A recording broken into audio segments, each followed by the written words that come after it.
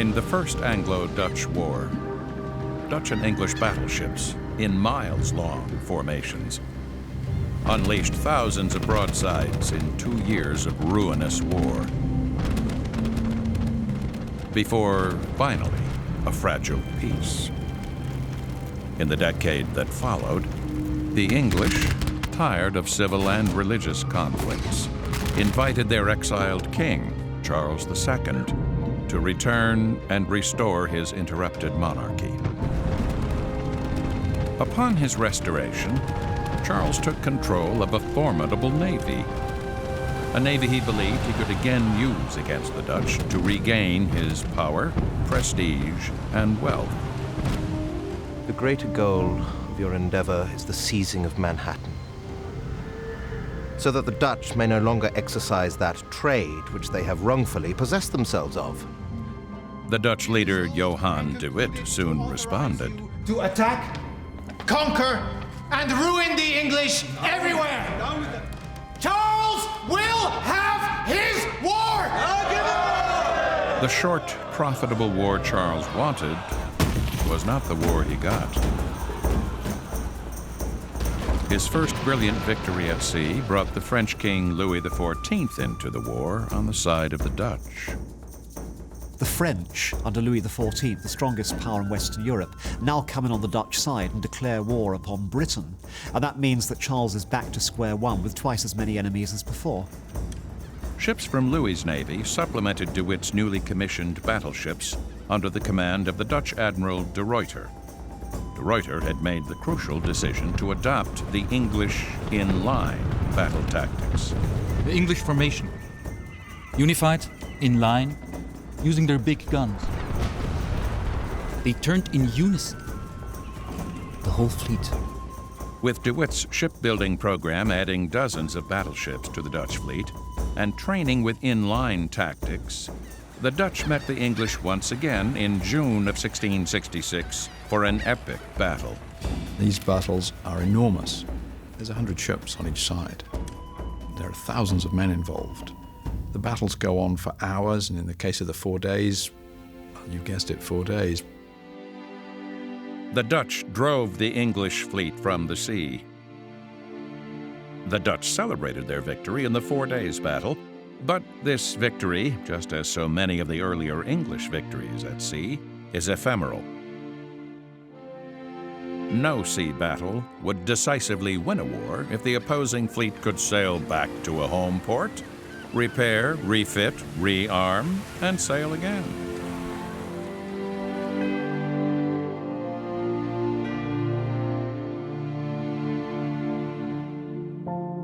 Both sides believed that they had done much more damage to the other than they actually had.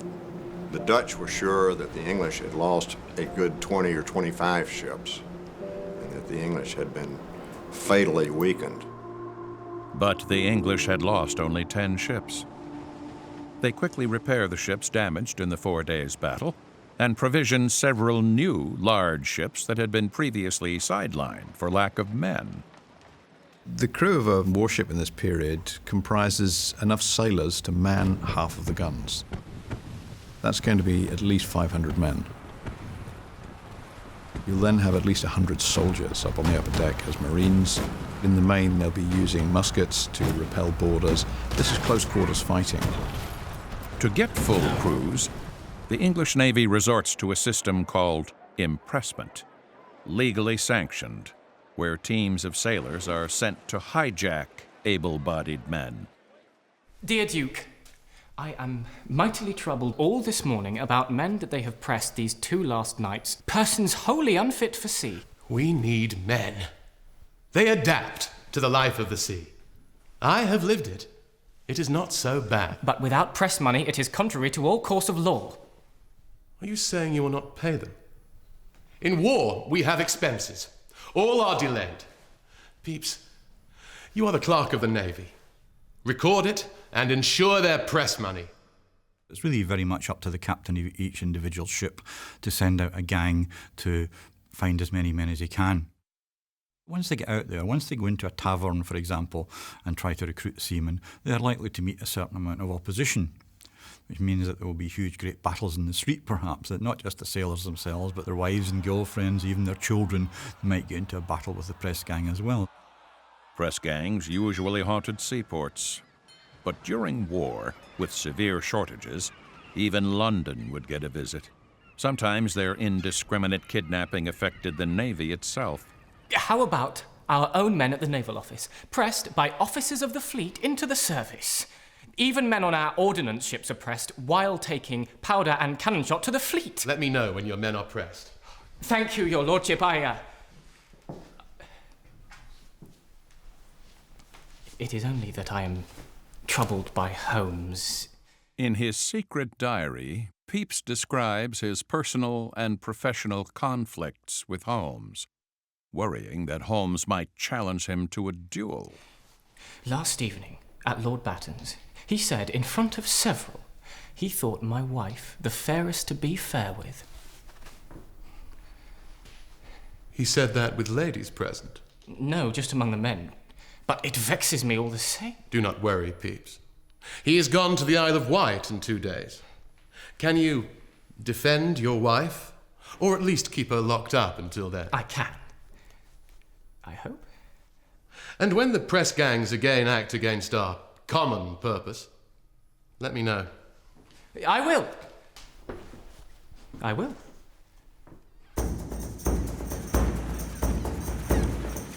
The impressed crews, over 2,000 men, enable many ships, including the 100-gun first-rate battleships, to join the fleet. Charles sees the greater firepower of this fleet as a way to reverse his bad fortune.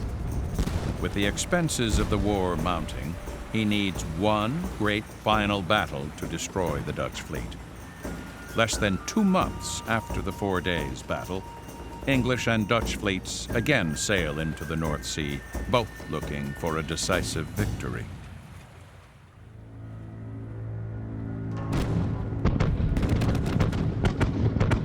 The English were the stronger, and the Dutch didn't realize it. The winds were very light, so this was a battle that took place literally in slow motion. The St. James Day battle is classic British naval tactics. Linear combat, firepower, degrade the enemy by bombardment until the enemy breaks and runs. A French observer on the Dutch ship said, look, you'll never beat the English at this because they hold a tight line. They maneuver in close quarters, they're disciplined. While the English fight to their best tactical advantage, the Dutch make grave tactical errors. De Witt persuades de Ruyter to reserve a few large battleships at the beginning of the battle, a tactic good against a smaller fleet, but disastrous against the larger English fleet. And Tromp, ignoring the battle plan to stay in line, breaks ranks to chase after an English squadron. It became a major defeat for the Dutch Navy under de Ruyter, perhaps the biggest defeat ever lived to see. So after the battle, de Ruyter was really angry. Everton, you know I support De Witt and his policies, but his meddling directions were almost as disastrous as Tromp disappearing. What directions? We fought the English in line. He asked me to keep some of our flagships from full engagement at the beginning of the battle, which I agreed to because I thought we would outnumber the English. But they outnumbered us. We were not prepared for that. They refitted their fleet, added new battleships. My friend, I drove the Royal Charles from the line, but another 100-gun battleship took its place. We could not stand it alone, with Tromp gone God knows where. Outnumbered and outgunned. Where was Tromp? Here he comes now with De Witt. I too would like to know that. Tromp, you're back. What happened to you? Happened? A battle is what happened. We all agreed to stay in line because we have had some success with this system. Not only were you not in line, but you were nowhere to be seen. My squadron had the opportunity to take out the entire English Blue Squadron. An opportunity I could not ignore. But our battle plan was clear. Stay in line. Broadside volleys. Tack together. Stay together. You yourself endorsed this plan and signed it? I did. But I saw we could take a dozen ships or more, so I went after them. Where are these ships? We had not enough time. And after our main fleet retired, their whole fleet came after us. We were fortunate to sail round them to home. Your new battle plan almost proved to be our undoing. With your ships, we could have matched them broadside for broadside. But when you abandoned your position, you left us exposed. We were fortunate to save the fleet. But we lost only 2 ships. 2 ships and thousands of men! Men that need not have been killed. Even more, you cost us the battle. We lost when we could have won. And now the English control the channel. De Ruyter, I know you are angry, but we will refit and rebuild and be ready next season.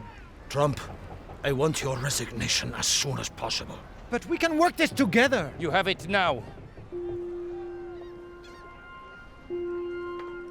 DeWitt knows that in spite of his best efforts at reconciliation, his political opponents, the Orangists, the party loyal to William of Orange, will blame him for Tromp's dismissal. Tromp himself is an Orangist, and for the Orangists, Tromp is a hero. And DeWitt has other ongoing conflicts with the Orangists. DeWitt has one major problem in his domestic policies, and that is William III. William III is slowly but surely coming of age. The Orangists are once again stirring and demanding more rights for William III, and DeWitt is trying to postpone this as much as possible, but he knows that at some stage it would be unavoidable to at least give him something.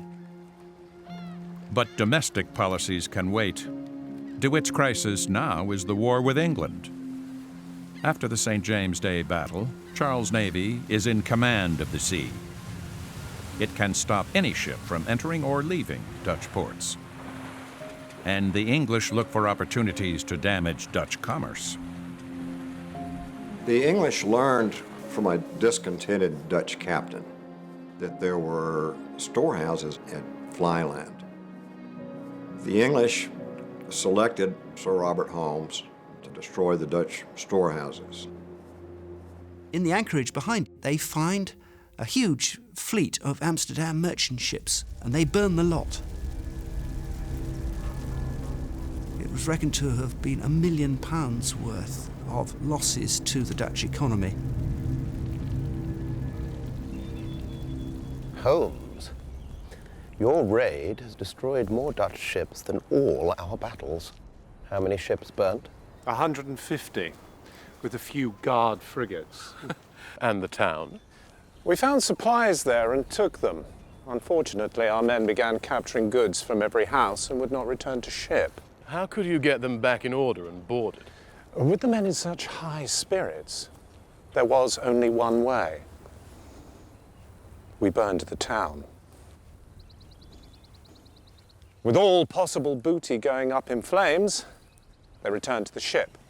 And what are you going to call this great victory, Sir Robert? The Vlee apocalypse? Nothing quite so fancy, Your Majesty. Simply, Holmes' bonfire.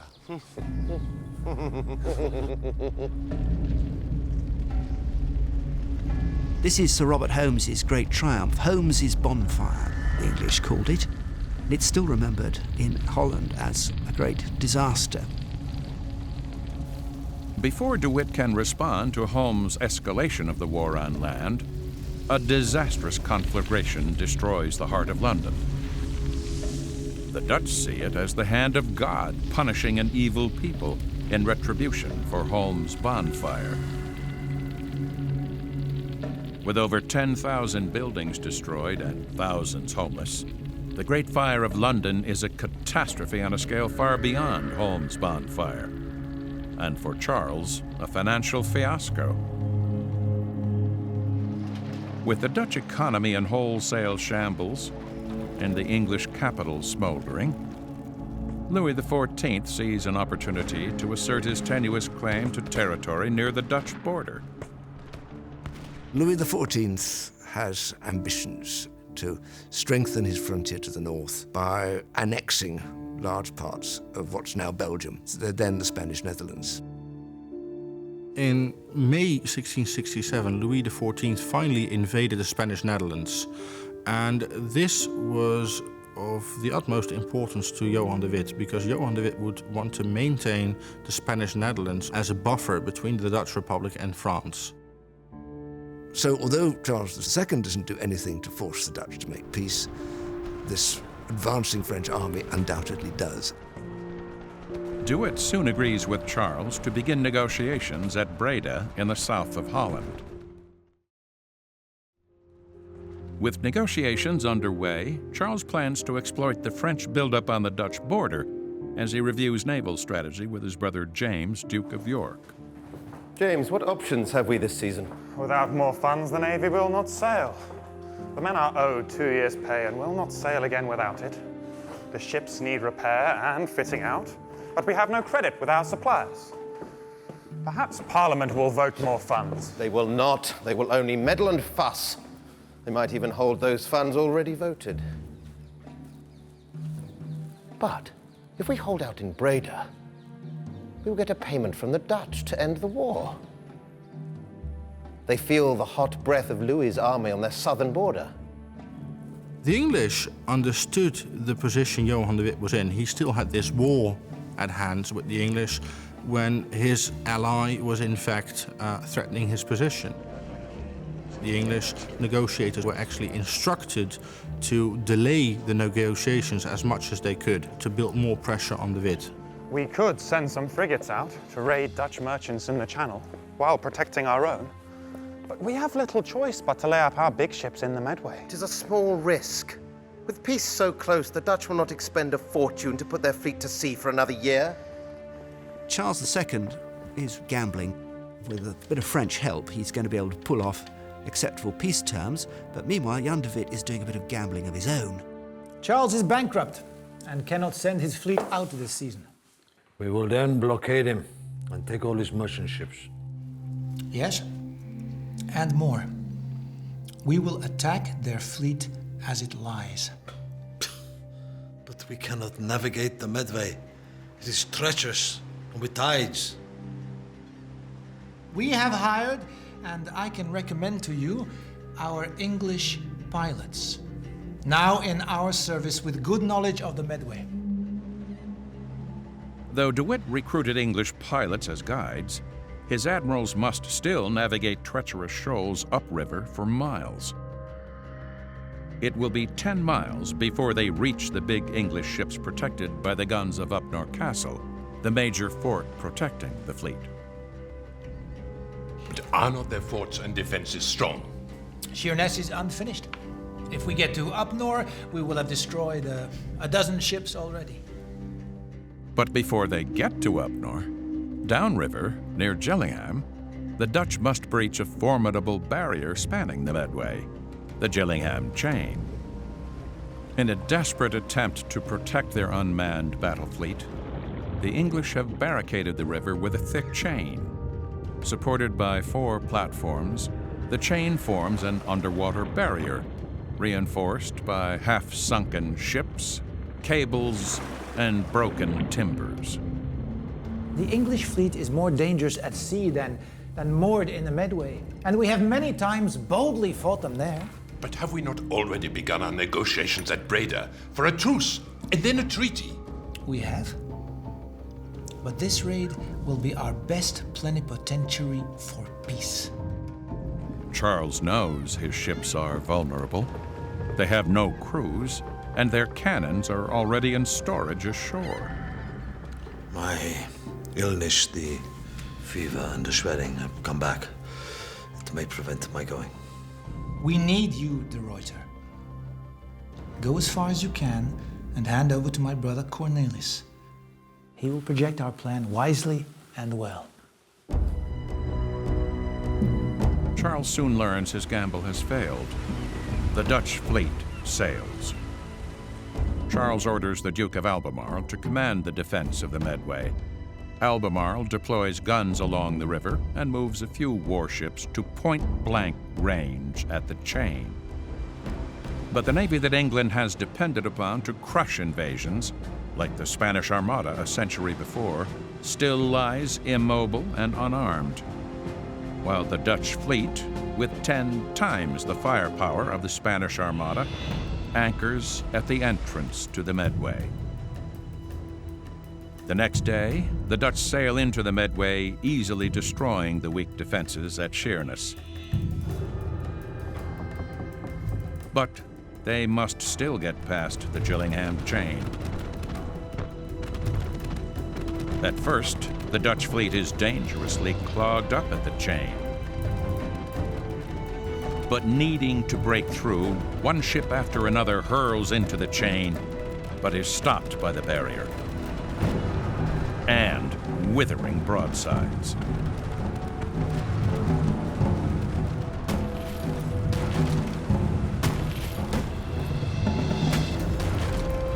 Finally, a ship catches a favorable breeze, builds up speed, rams the chain, and breaks it.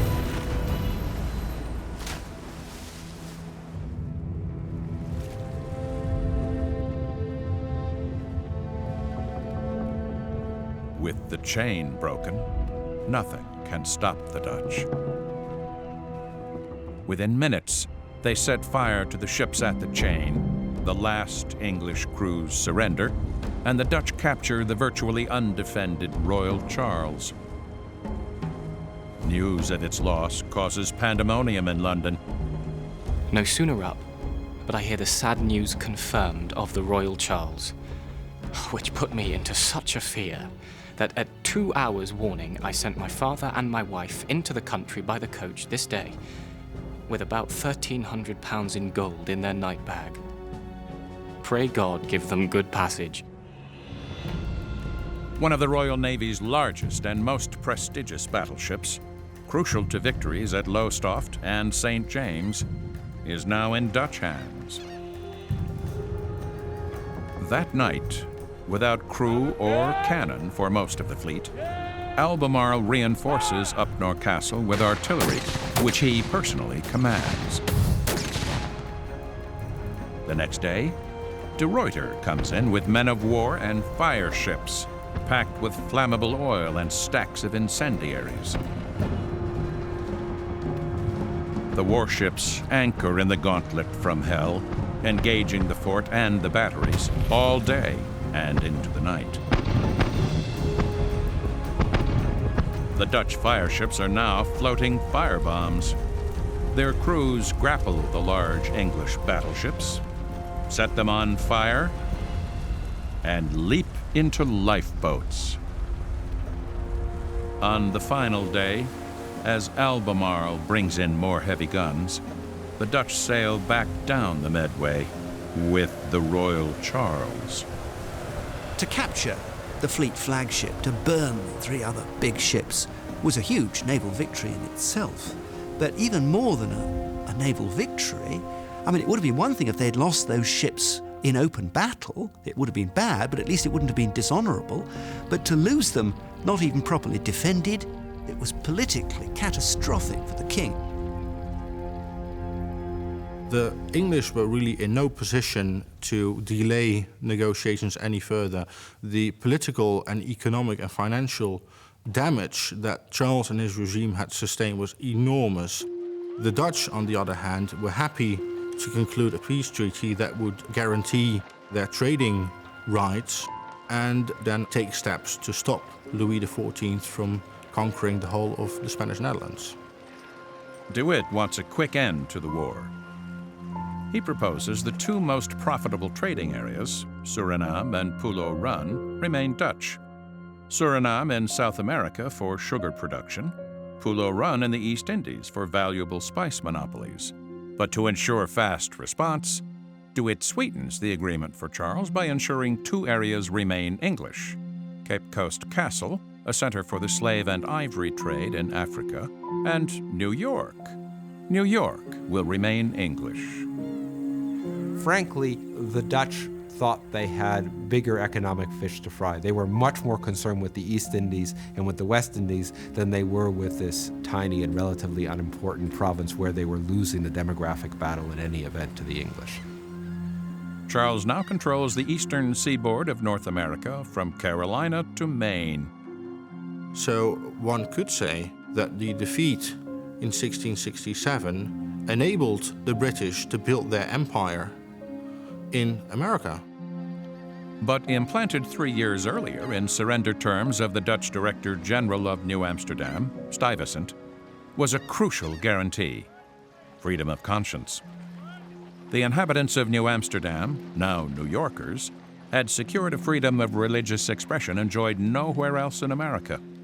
That guarantee would be explicitly renewed several times in the next century, most visibly in the Bill of Rights of the United States Constitution.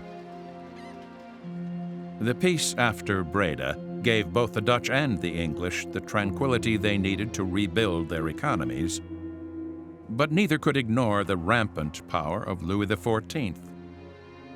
Charles and De Witt form an alliance with Sweden that forces Louis XIV to withdraw from the Spanish Netherlands.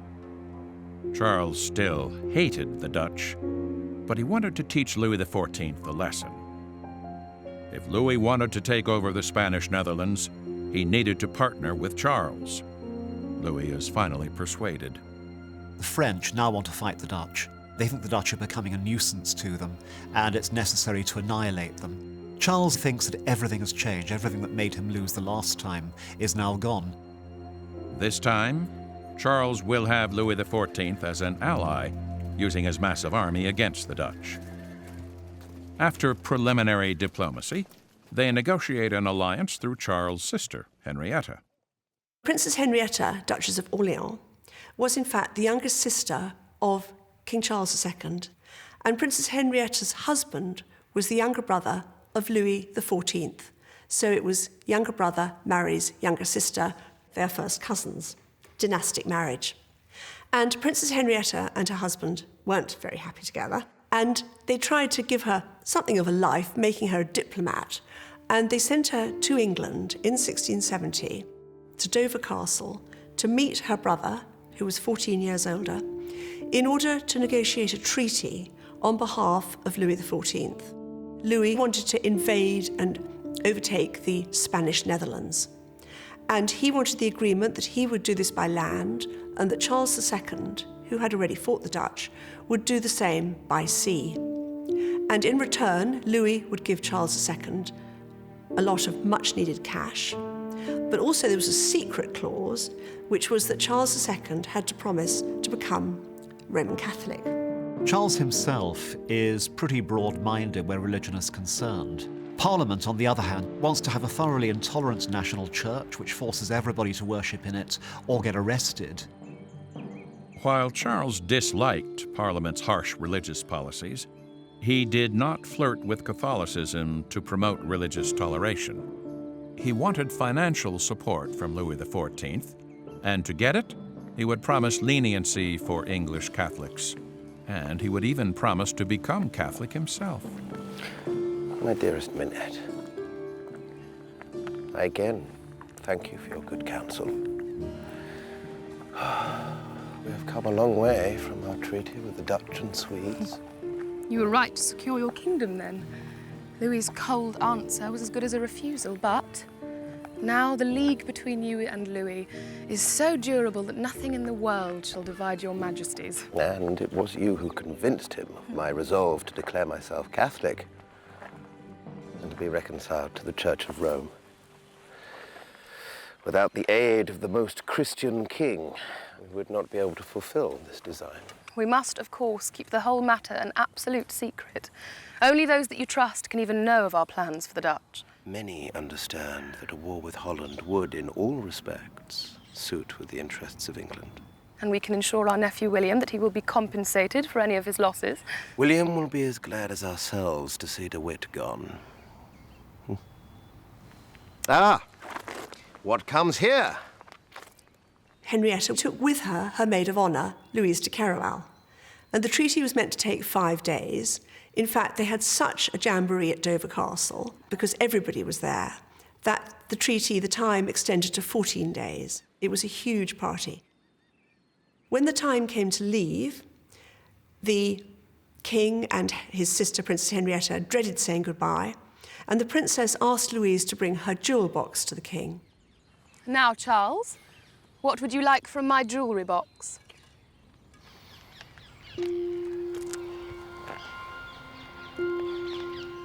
This is the jewel I coveted.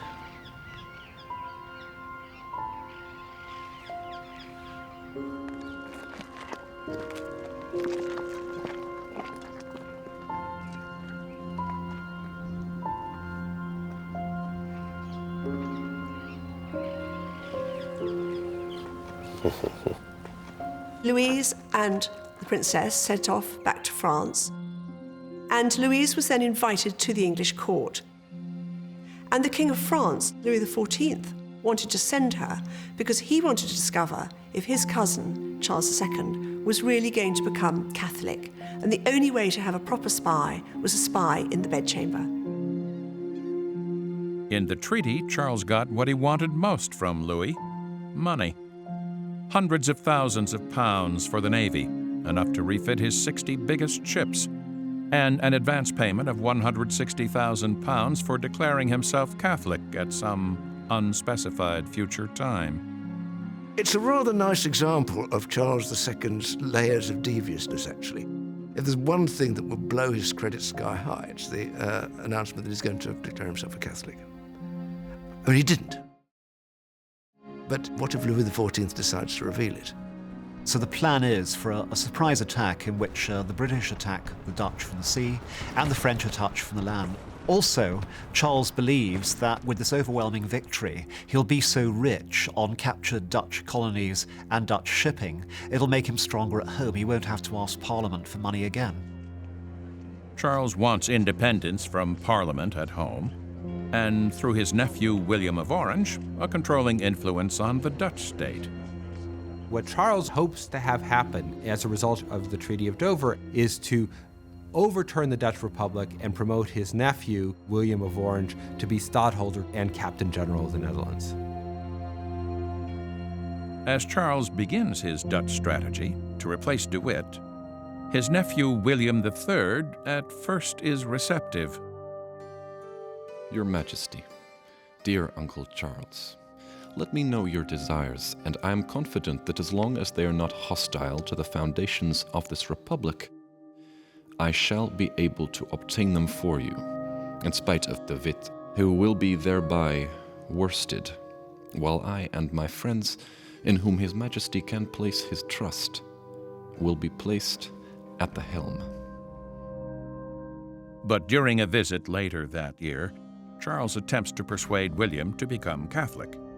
William vehemently rejects Charles' proposal. Becoming Catholic would betray his religion and his country.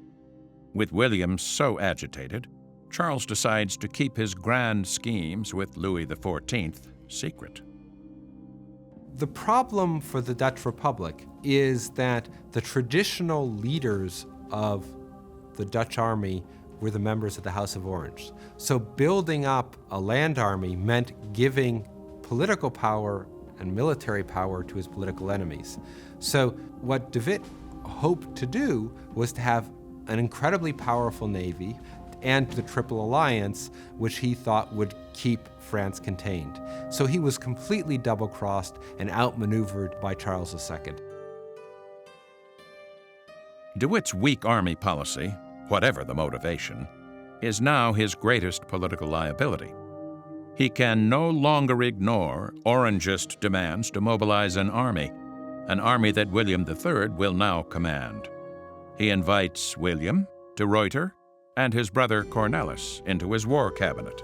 The question is not, will there be war, but how soon? Everton has already beaten off an English attack on the Smyrna convoy. It's Charles's way of declaring war. He even sent Robert Holmes to lead the attack to make certain we would understand what he meant.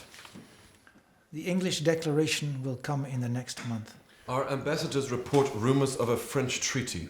When I visited Charles last, he denied it, but Louis's army contradicts that now. 80,000 infantry, 25,000 cavalry marching on Maastricht. That is not a training exercise. The French also will declare soon.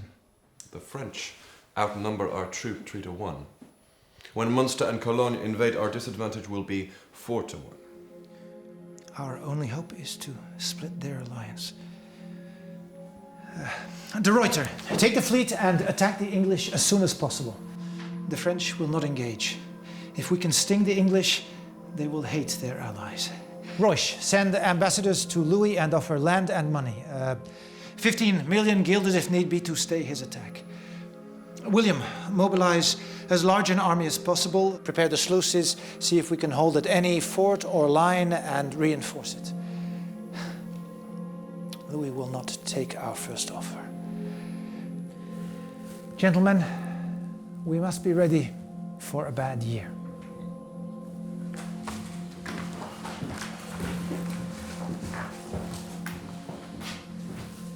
Cornelis, you know we will be blamed. The Orange's pamphlets call for our heads already, and we're not even at war. Take care. DeWitt knows the Orangists want him and his brother gone. And he also knows that a few of them may resort to violence. But he still hopes for an early naval victory as the war begins in the spring of 1672.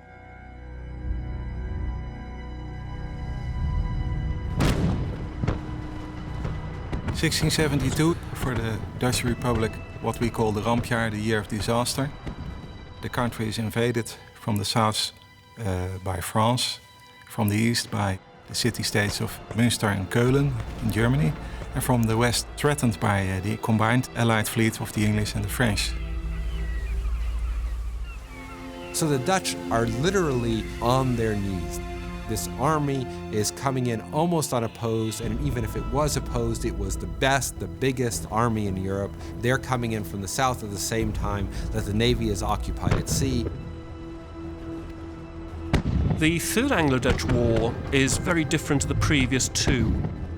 It's not so much a war about trade, it's a war of conquest. The declared objective of the Allies, and by the Allies I'm talking about England and France, is to literally wipe out the Dutch state. That's what they intend to do.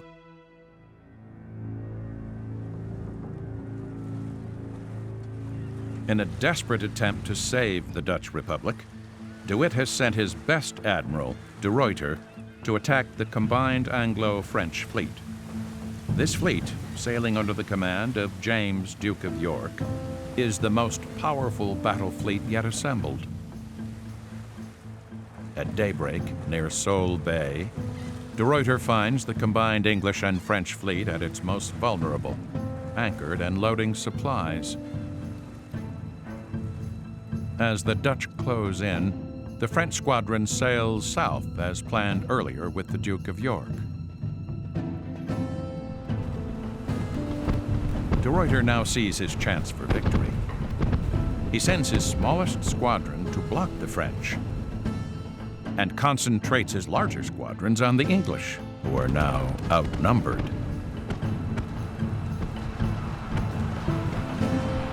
As they sail north, the English are trapped between land, the superior Dutch force blasting them from windward, and just ahead, red sand shoals. In utter desperation, the English tack away from the shoals and directly into a massive melee with the more numerous Dutch. The Dutch inflict heavy damage on the English fleet, including the Royal James, one of the largest of the English first-rate 100-gun ships, which they board, capture, and burn.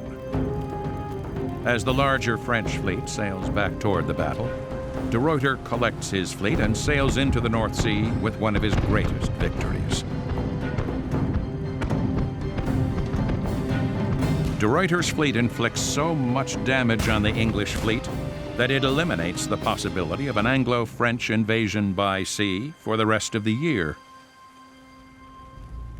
But on land, the Dutch year of disaster continues unabated. Louis XIV's army advances virtually unopposed through the eastern Dutch provinces to the borders of Holland and Zeeland. De Witt, blamed for the catastrophe, rapidly loses the last vestige of political support and resigns. William III takes over the command of all Dutch forces and organizes their last desperate stand. William III now was stadtholder and commander of the army, The only way the Republic was going to survive was to flood the whole area from the big rivers to the middle of the Netherlands. So they flooded it. The French could still have crossed if they had realized what was happening. But by the time they tried to cross, the water was to the depth of horses' necks and they couldn't get their army across. The Dutch situation really was desperate. They are still politically heavily divided. And as this war unfolds, the Orangists get more and more powerful.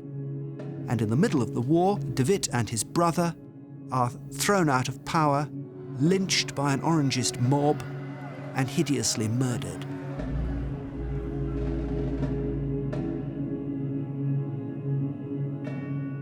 Johan de Witt, the bold, intelligent, patriotic leader of the Dutch for 2 decades, is dead. He stopped a war the Dutch could not win, the First English War, and was the architect of the peace they did win after the Second War.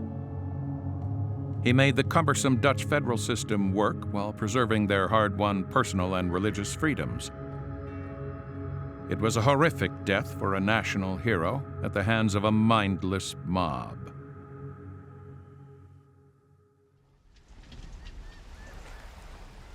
Our deepest sympathy with you, Mikhail. The De Witts were your dear friends and comrades, and they always placed their trust in you. Johan was my mentor too, and I only wish he were here to counsel us in this perilous time. No one would ever prove William III's complicity in De Witt's death. The fate of the nation now rests with his leadership. He is ready to take charge and has a strategy for survival. Can you mend with Tromp here? Mend we must. Our enemies beset us. I will follow you, Admiral, and obey. We must take the English out of the war, and soon. We can strike before they expect us. And the French will not fight. Louis will order them to stand off and watch while the English and us grind each other. Good. If you can stop the English from landing a force this year, we can survive on land south and east with God's help and protection. Tromp, the Reiter, the eyes and hearts of all the inhabitants of this country, indeed, of all the Christian world, follow your fleet. Evertson, Charles, my uncle, speaks of you with affection. He calls you Kay's the Devil. He was gracious to me just before the last war. Released me after capture because our family was kind to him during his exile. Evertson, we need you with the Reutzer again this season, but when it ends, you will have a special commission to seize the English East Indies convoy as it returns. Where? Near their base at St. Helena on the South Atlantic. And if I miss there? Go west to America. Do what damage you can. At the end of the year, Evertson's expedition sails. But it has the misfortune of running into a more powerful English fleet at Cape Verde. The larger English fleet blocks Evertson from the South Atlantic, so he sets sail for America. Approaching Martinique, he sees a fleet on the horizon. And as he closed with it, he prepared for battle and was relieved when this other fleet of 6 ships raised the States General's flag. He had blundered by sheer fortune into another fleet from Holland, from the Admiralty of Amsterdam. The Dutch fleets combine to raid English plantations in America. The expeditions were very successful. They leapfrogged up the island chain, destroyed a large piece of the English tobacco fleet, and decided to sail on. Their next stop is New York. We arrived off Manhattan at the end of July and met with a Dutch delegation from Brooklyn and Vlissingen. They pleaded with us to restore their government. We dispatched a sloop to the commander of the English fort with a demand for his immediate surrender. They responded arrogantly, asking by whose authority we made our demand. I told them, you can see by our ships and flags who we are. Our commission issues from the barrels of our cannons. With no word from them, we loaded our Marines into boats to land, about 600, and began to shell the fort. After an hour, they raised a white flag. While Evertson sets up a new government in New Netherland, the war across the Atlantic continues. Charles needs a victory. The war, now in its second year, is unpopular. Dutch privateers decimate English trade. Parliament reluctantly votes funds to continue, but will not support another year of war without a decisive victory. In addition, Parliament passes an act requiring all high office holders to swear an oath condemning Catholicism. Unwilling to submit to the oath, James, Duke of York, resigns from the Navy, leaving Charles with Prince Rupert to command the fleet for the planned invasion of the Netherlands. This time, the English want to invade Holland themselves. They actually have an invasion army ready to go across. They have the boats to go across. And this time, the Anglo-French fleet is meant to support that invasion. But the invasion cannot take place until the Anglo-French fleet knocks out de Ruyter's fleet. All summer, de Ruyter very skillfully kept his smaller fleet behind his own shoals and avoided a major battle. There have been a couple of smaller conflicts.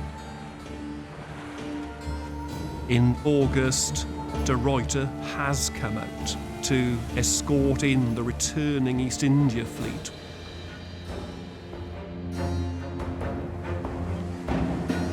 The large Anglo-French fleet sails in battle line to destroy de Ruyter. But their formation soon falls apart.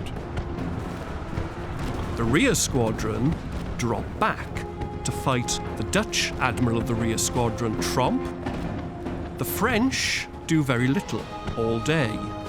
And of course, it's said that they've been under orders from Louis XIV not to fight, to let the English and the Dutch hammer it out.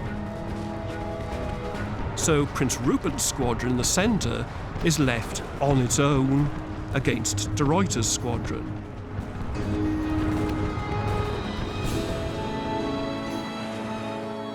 As a result, the Dutch achieve their objective. They keep the control of the sea, and Rupert has to retire back to Britain with the inevitable recriminations afterwards, accusations against the French, accusations against Rupert himself. The English Parliament has constantly opposed fighting on the side of the French. With political pressure from all sides and insufficient subsidies from Louis, Charles agrees to peace with his nephew William.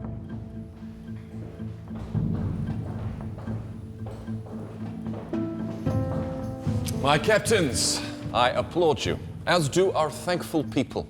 With this treaty, England depart the war. We have taken Charles off the French payroll and put him on ours at 20% of what he demanded less than a year ago. Everton will be unhappy we return New Amsterdam, and saluting their flag always stuck in my throat. Bet for a small indemnity and a point of etiquette, we can save our country from Louis's grasp. Neither Zeeland nor Holland wanted New Amsterdam. It could not be held profitably. The English duplicate themselves so quickly, like rabbits. Soon the whole colony will suffocate under the small turds of the Anglo babies. Since the whole war had been fought at sea, it was easy to make peace on the terms of no gains on either side. The idea of New York did cross some people's minds, but the Dutch weren't terribly interested. They had bigger fish to fry in economic terms in other parts of the world. We yield New Amsterdam, but we gain clear title to Suriname and 4 sugar islands and rights to many fisheries. And I am, of course, Charles's favorite again. He writes, I would have you know that although my own affairs oblige me to hasten the peace, I could not have had any comfort nor security in it if it did not see you so established. There is talk of James's daughter for you, so who can tell? Yes, you might be the next King of England.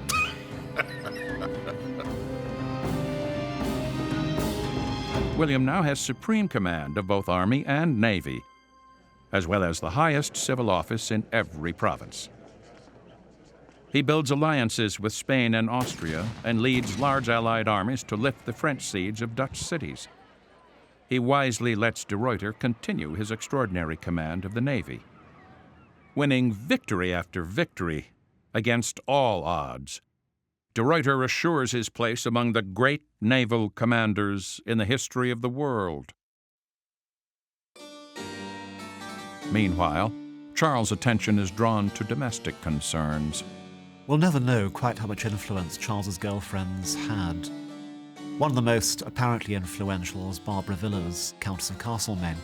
She's certainly got a temper, and she's certainly got plenty of ambition, and the king dotes on her. He's in love with her all through the 1660s. Peeps, see there? My competitor for the king's affection. Louis' spy and whore. Oh, she can no longer serve Louis now. Charles makes her an English duchess. Duchess? Oh, is that now the title for a whore with a high price? The king will soon acknowledge her son and establish a living for him. As he did mine, after I threatened to bash our baby's brains out. Right here at Whitehall, during a ball, as I remember. You have flair, my lady. Ah, here comes the Duke of York. Yes, he beats the bushes for a new wife.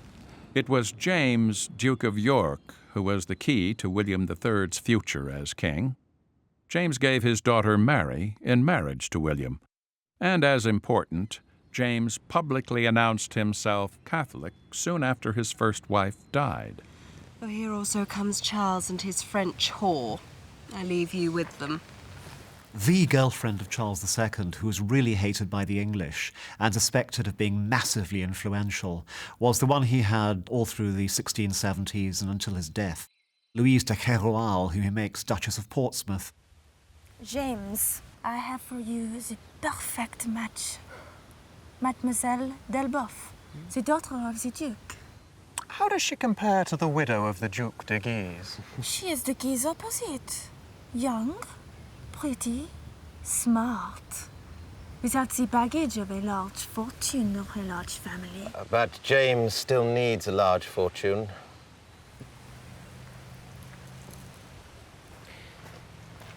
I was feeding the birds in St. James's Park, attended only by Lauderdale and Berkeley. James rode up, surrounded by his guards. The Duke feared that my life might be endangered by so small attendance. No kind of danger, James, said I. For no man in England would end my life to make you king. Charles II died of natural causes in 1685. His legacy? Charles created the Royal Navy, the cornerstone of British global dominance for the next 2 centuries. He acquired trading posts in New York and Africa that ensured England access to the wealth of 2 continents. Sidestepping an obstinate parliament, he secured religious freedom for his new colonies in America, the Carolinas, New Jersey, and Pennsylvania. And for his brother James, he delivered the British throne intact. James II, of course, was a Catholic, and to be a Catholic, a Protestant nation at this date is an exceedingly difficult trick to pull off. James is not just a Catholic, he's an authoritarian. He wants to impose his will on the country. And that combination of his Catholicism and his authoritarianism leads to a revolt. With a large part of the English nation disaffected with James, William III led a Dutch invasion of England, an extremely risky undertaking. But with broad support in England, including the English Army and Navy, William's bold move was successful. William and his wife Mary, James' daughter, became the King and Queen of England. William III is a Dutchman, and he brings with him Dutch ideas about finance and capital and about the modern state. Under William III, England goes from a ramshackle, poor country to a remarkably rich and resilient country capable of fighting for decades. He combines the English and Dutch forces into a large coalition against Louis XIV. This is then the theme for the decades to come.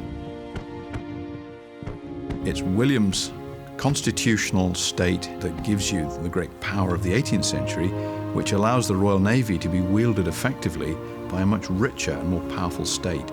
So it's not about the Navy. The Navy is fine under James and Charles. It's the state that needs reforming. That comes in 1688. And after that, you can date the rise of England to global power. William III also extended religious freedom by ramming a Toleration Act through Parliament. Although it proscribed English monarchs from being Catholic and restricted some religious practices, the Toleration Act virtually eliminated arbitrary religious persecution by the state. A hard-won victory for freedom of conscience and religion in England and in all of her American colonies.